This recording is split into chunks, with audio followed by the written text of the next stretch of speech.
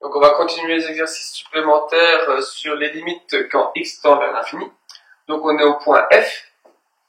Donc on va regarder la limite de racine de x carré moins 1 moins racine de x carré plus x. Donc on voit qu'on a une racine moins une racine. La première chose à faire, c'est remplacer. Donc si je remplace en prenant les termes de plus haut degré, parce qu'on tend vers l'infini, donc ce qui est encore, c'est toujours le terme de plus haut degré, ça veut dire que je vais juste regarder racine de x carré moins racine de x carré. Alors il est hors de question de simplifier racine de x carré moins racine de x carré. Tant qu'on n'a pas remplacé pour voir ce qui se passait, on ne peut pas simplifier qu'on tend vers l'infini. Si je remplace par plus ou moins l'infini, ça fait racine d'infini, ce qui fait l'infini, plus l'infini. Si je remplace x carré par plus ou moins l'infini, ça fait plus l'infini. Racine de plus l'infini, c'est plus l'infini. Donc moins plus l'infini. Donc on est dans le cas infini moins infini, ce qui est un cas d'indétermination, un CI. Donc on ne sait pas résoudre directement, on reprend le début, racine de x carré moins 1 moins racine de x carré plus x. Pour enlever ce CI, on doit utiliser le binôme conjugué. Donc c'est-à-dire que x tend vers l'infini, racine de x carré moins 1 moins racine de x carré plus x. Son binôme conjugué, je le rajoute, ça fait fois racine de x carré moins 1 plus racine de x carré plus x. Si j'ajoute au numérateur, évidemment, pour équilibrer, je dois rajouter au dénominateur. Donc, racine de x carré moins 1 plus racine de x carré plus x. Hop, on utilise la formule du binôme conjugué, ce qui me fait au numérateur racine de x carré moins 1 au carré, ce qui fait x carré moins 1, moins racine de x carré plus x au carré, ce qui fait x carré plus x. On n'oublie pas de mettre les parenthèses parce que le moins porte sur les deux membres. Et au dénominateur, on recopie, on ne touche à rien.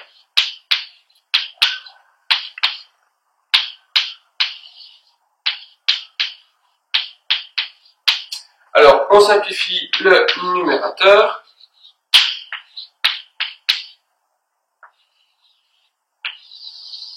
Ce qui me fait x carré moins x carré, j'ai plus de x carré, moins x moins 1. Le dénominateur, on n'y touche pas.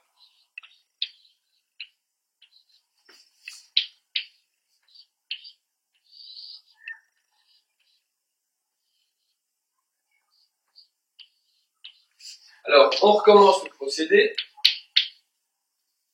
On va regarder les termes de plus haut degré au numérateur et au dénominateur. Ce qui me fait, donc c'est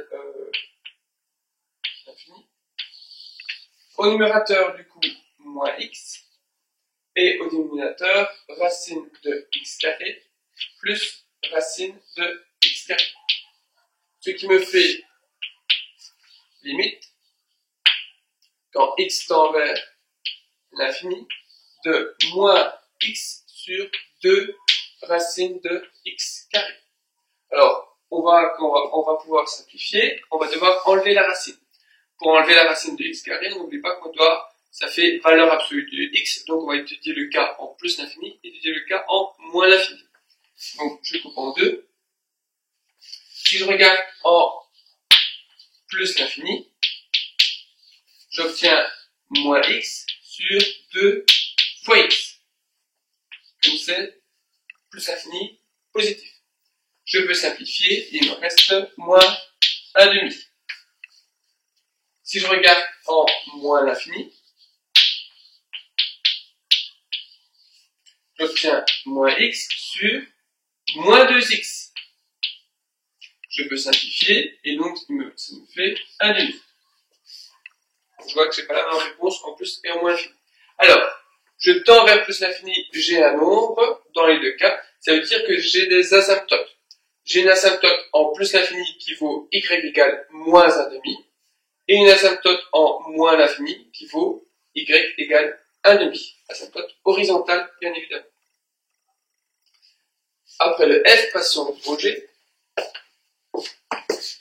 Au g, on a la limite toujours de l'infini d'un long polynôme, avec des multiplications au milieu. Le domaine, c'est les réels, donc je peux regarder la limite en plus infini et la limite en moins l'infini. Alors, on doit toujours regarder, quand on tend vers l'infini, le terme de plus haut degré. Donc je vais prendre le terme de plus haut degré de chaque parenthèse. C'est-à-dire que ici, à l'intérieur, x carré au cube, ça fait x6. On multiplie les exposants. Ensuite, deuxième parenthèse, j'ai moins 3 x, terme de plus haut degré, exposant 7. Dernière parenthèse, j'ai x cube, exposant 4. Alors là, je vais rassembler tous les x pour avoir un exposant sur le x et les chiffres devant. Alors, j'ai quoi comme chiffre? J'en ai pas énormément, c'est juste moins 3 exposant 7. Alors, moins 3 exposant 7, comme c'est un nombre, un exposant impair, je sais que ça va rester négatif. Donc, je peux l'écrire comme moins 3 exposant 7. Par contre, si c'est un nombre pair, on sait que le moins s'enlève. Alors, j'ai quoi comme exposant? J'ai x exposant 6, x exposant 7 et x exposant 3 fois 4, 12. Maintenant, je vais sommer tous les exposants. Donc, ça me fait x exposant 12 plus 7, ça fait 19. 19 plus 6, ça fait 25. Donc, je dois juste regarder le cas moins 3 exposant 7 fois x exposant 25. Alors, je vais étudier le cas plus et moins l'infini. Donc, quand je tends vers plus l'infini, si je remplace, je vais avoir plus l'infini exposant 25, ça fait plus l'infini, fois un négatif, ce qui me donne moins l'infini. Si je regarde maintenant en moins l'infini, moins 3 exposant 7, x exposant 25, moins l'infini exposant 25, comme c'est un nombre impair, ça reste moins l'infini. Moins l'infini fois un nombre négatif, ça fait moins, ça fait plus. Donc en moins l'infini, ça vaut plus l'infini. Alors je vois que ici, je tends vers plus l'infini, ça vaut moins l'infini, je tends vers moins l'infini, ça vaut plus l'infini. Donc je n'ai pas d'asymptote horizontale. Après le G, on va passer au H. Alors le H, j'ai une fraction de 1 moins 3x carré sur x cube plus 7x carré. Et mon domaine, c'est les réels sauf 7 et 0. Donc je peux étudier en moins l'infini et en plus l'infini, je n'ai pas de problème. Quand j'ai une fraction, on va regarder le terme de plus haut degré au numérateur et au dénominateur et simplifier. Donc si je regarde mon plus haut degré au dénominateur, au numérateur, c'est moins 3x carré. Au dénominateur, c'est x cube. Si je simplifie, il me reste moins 3 sur x. Et donc, ça me donne un nombre sur l'infini, et un nombre sur l'infini, ça fait 0 dans le cas plus, comme dans le cas moins. Donc ici, quand je tends vers plus ou moins l'infini, ça vaut 0. Ça veut dire que dans les deux cas, j'ai une asymptote horizontale qui a pour équation y égale 0. Donc en plus l'infini et en moins l'infini. Le i maintenant, on va chercher la limite quand x tend vers l'infini de racine de x carré plus 1 sur x moins 1. Où le domaine c'est r sauf 2. Donc ça veut dire que, j'ai mal recopié l'énoncé, le dénominateur c'est x moins 2. C'est plus cohérent avec le domaine.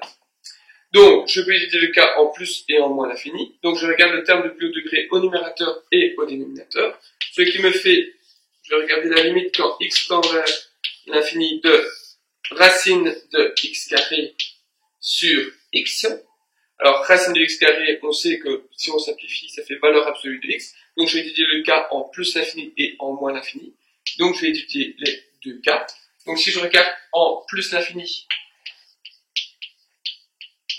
racine de x carré, ça fait x sur x, donc ça me fait 1. Si je regarde en moins l'infini, ça me fait moins x sur x, donc ça me fait moins 1.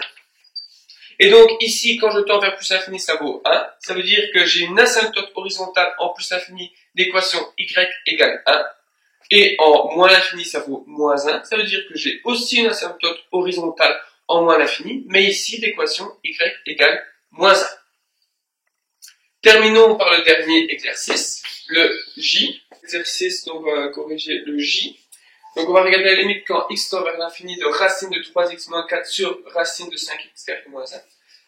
On regarde le domaine. Si on regarde le domaine, c'est de 4 tiers jusqu'à plus l'infini. Donc on ne va pas regarder la limite en moins l'infini, ça n'a aucun sens vu que la fonction n'existe pas en moins l'infini, elle existe qu'en plus l'infini. Donc on va déjà se restreindre, on va juste regarder quand la limite quand x tend vers plus l'infini de racine de 3x moins 4 sur racine de 5x carré moins 1. Quand on regarde vers l'infini, on va toujours regarder le terme de plus haut degré au numérateur et le terme de plus haut degré au dénominateur. Donc si je regarde cela, je vais avoir x sur plus l'infini de racine de 3x sur racine de 5x carré.